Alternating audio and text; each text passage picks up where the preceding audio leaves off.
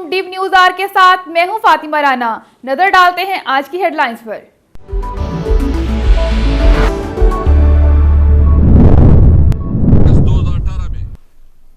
जनाब इमरान खान साहब ने 176 वोट लेकर वजीर आजम बने थे और 2.5 साल बाद माशाल्लाह प्राइम मिनिस्टर इमरान खान ने 178 वोट ले रही हैं। वजीर आजम इमरान खान कौमी असम्बली से एतमाद का वोट हासिल करने में कामयाब। इमरान खान ने 178 वोट लेकर सादा अक्सरियत हासिल कर ली। वजीर आजम के एतमाद का वोट हासिल करने पर ऐवान नारों से गूंज उठा। पार्लियामेंट हाउस के बाहर माहौल में गर्मा गर्मी। ऑपोजिशन ने कौमी असम्बली का इजलास गैर आईनी और गैर कानूनी करार देकर बाइकआउट कर दिया। शाहिद खाकान अब्बासी बोले, कोई वजीर आजम खुद एतमाद का वोट नहीं ले सकता। नारेबाजी पर लीगी रहनुमाओं की पीटीआई के कारकुनों से हाथापाई। इधर पीडीएम का सरबराही इजलास 8 मार्च को तलब कर लिया गया।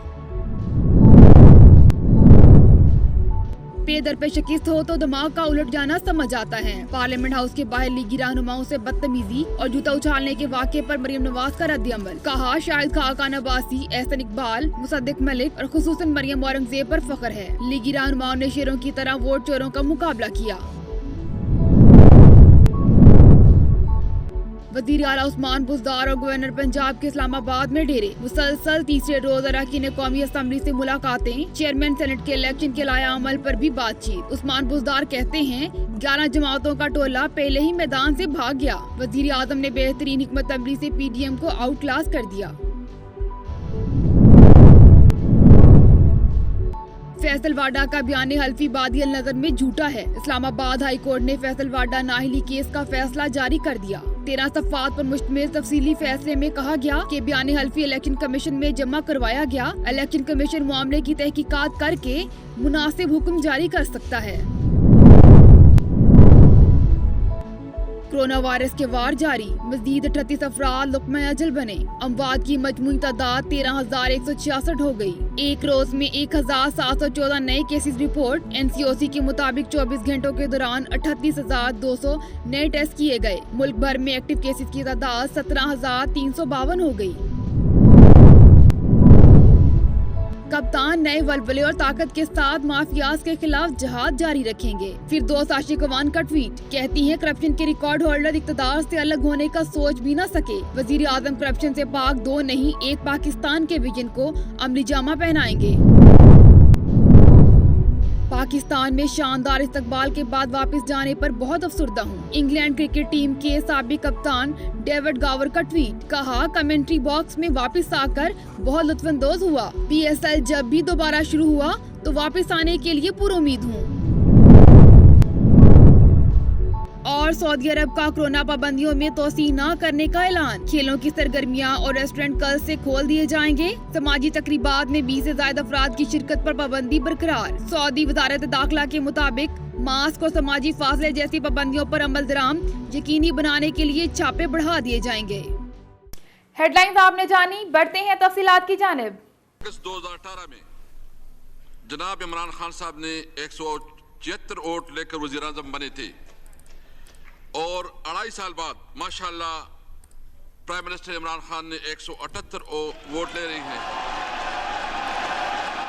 वजीर आजम ने ऐवान से एतमाद का वोट हासिल कर लिया। स्पीकर कौमी असम्बली ने ऐलान किया कि इमरान खान को सादा अक्सरियत के लिए 172 वोट दरकार थे। उन्होंने 178 वोट हासिल किए। स्पीकर असद कैसर की जेर सदारत कौमी असम्बली का इजलास हुआ। वजीर खारजा शाह महमूद कुरैशी ने वजीर आजम इमरान खान पर एतमाद की करारदाद पेश की। इस वक्त कौमी असम्बली में पाकिस्तान तहरीक इंसाफ 157 सीटों के साथ पहले, मुस्लिम लीग नून 38 सीटों के साथ दूसरे, पाकिस्तान पीपल्स पार्टी 55 सीटों के साथ तीसरे नंबर पर है। कौमी असम्बली में MMA की 15, MQM पाकिस्तान की 7, पाकिस्तान मुस्लिम लीग काफ की 5, बलोचिस्तान अवामी पार्टी की 5, बलोचिस्तान नेशनल पार्टी की 4 और दीगर अरकान की 10 सीटें हैं।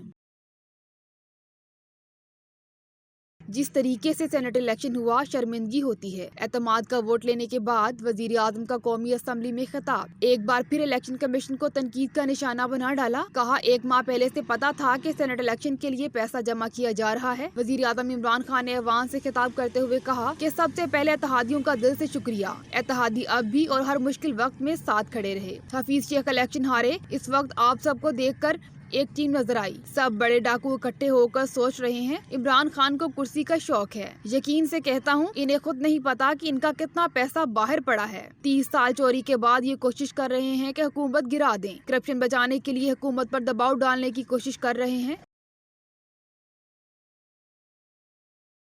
वफाकी वजीर दाखिला शेख रशीद ने कौमी असम्बली में वजीर आजम इमरान खान के लिए तारीफी कलमात कहने से पहले ऐसे अंदाज में वजाहत पेश कर दी कि ऐवान कहकों से गूंज उठा। कौमी असम्बली में वजीर आजम को एतमाद का वोट हासिल करने के बाद खिताब करते हुए शेख रशीद ने आगाज में कहा कि मैं कोई मालशिया किस्म का वजीर नहीं, लेकिन दिल से ये कहना चाहता हूँ कि मैंने पहले भी वजीर आजम के साथ काम किया। इमरान खान को पाकिस्तान को बहरान से निकालने के लिए सबसे ज्यादा मेहनत करते देखा। उन्होंने कहा कि वजीर आजम इमरान खान ने पुलवामा जंग में अपनी दानिशमंदी से खेल को खराब नहीं होने दिया। इक़्तिदार के दिन बहुत कम लगते हैं, ऑपोजिशन का एक एक दिन बहुत बड़ा होता है। अब आपको नई सियासी जिंदगी मिली है। इस मौके पर सनतकारों और जागीरदारों को छोड़कर गरीब इंसान को रिलीफ दें। IMF और वर्ल्ड बैंक जैसे इदारे बातें करते रहते हैं, लेकिन हमें गरीबों पर तवज्जो देनी चाहिए।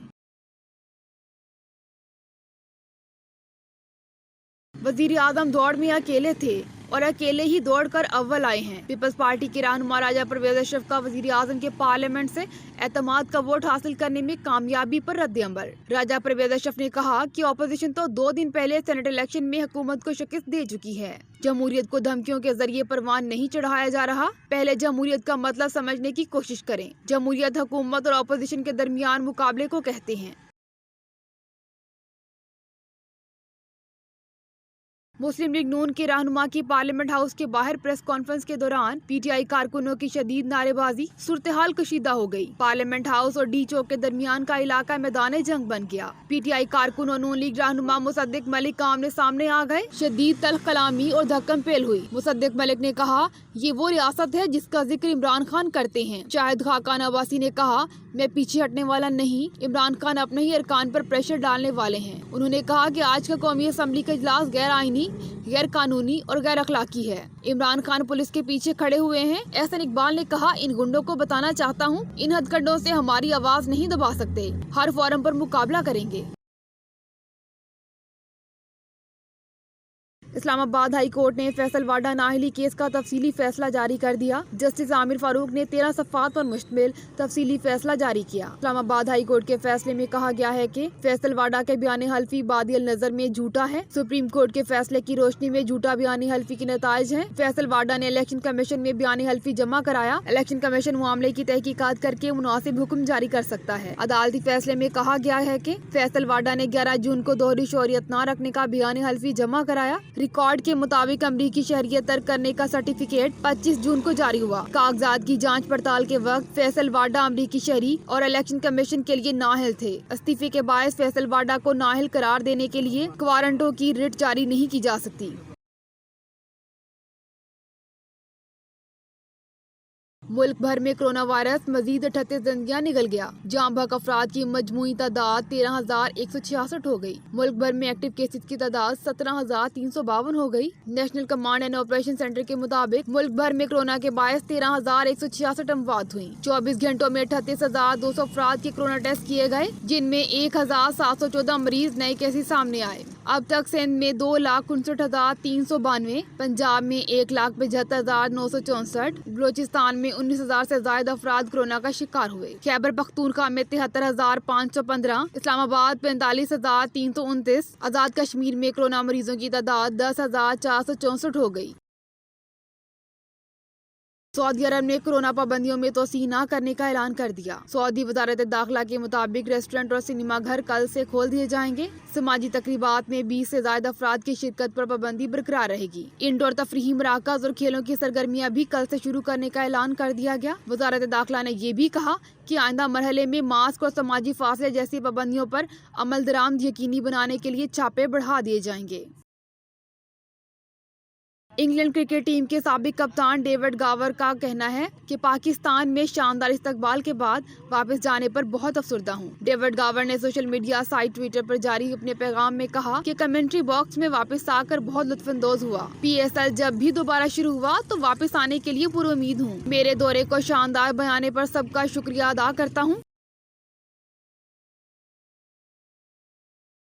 कोयटा ग्लैडिएटर के कप्तान सरफराज अहमद का कहना है कि कुछ लोग बिलावजह मेरे और रिजवान के दरमियान झगड़े की फिजा पैदा करना चाहते हैं। नया नाजमाबाद में शजरकारी की मुहिम के आगाज के मौके पर मीडिया से बात करते हुए साबिक टेस्ट कप्तान और PSL 6 में कोयटा ग्लैडिएटर की क़ियादत करने वाले सरफराज अहमद ने कहा कि PSL 6 में कोयटा ग्लैडिएटर की टीम ने पहले 4 मैचेस में लगातार शिकस्तों के बाद भरपूर अंदाज में फातिहाना पेशकदमी का आगाज किया था। सरफराज अहमद ने कहा कि मुझे wicket keeper batsman Mohammad Rizwan से कोई मसला नहीं, कुछ लोग बिलावजह मेरे और रिजवान के दरमियान झगड़े की फिजा पैदा करना चाहते हैं। रिजवान ने तीनों फॉर्मेट्स के बाद PSL में भी शानदार कारकर्दगी का मुजाहरा किया। बिलाशुबा रिजवान बासलाहियत खिलाड़ी है।